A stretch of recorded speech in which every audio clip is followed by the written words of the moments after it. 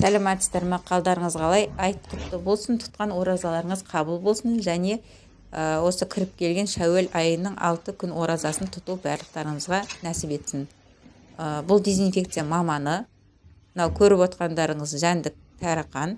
Тарақандар бір тарақан кемі 30-40 жұмыртқа қалдырады. Алдында да айтқанбыз, жұмыртқа капсулада болады, капсуланы оны адам көрмейтін жерге қалдырады. Шкафтың артына, және фартук дейміз ғой, кафель. Сол кафельдің астына және плинтустарға қалдырады. Егер өзіңіз дәрі шашып жатқанда олар бір-екеу дәріге тигендер өледі де, қалғандары басқа бөлмеге көшеді. Сол үшін обязательно міндетті түрде мамандарды шақыру керек.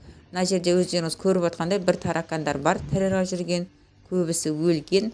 Өйткені дәрілеу барысында бірінші дәріге түскендері өліп жатыр, ал қалған жүргендері сол тығылған жерлерінен шығып жатқан түрлері. Дезинфекциядан кейін міндетті түрде 1 суткаға үйді жауып кету керек. Осылардың бәрі, тығылған таракандардың бәрі дәріге түсіп өлу үшін. Каналға тіркеліңіздер, YouTube каналға да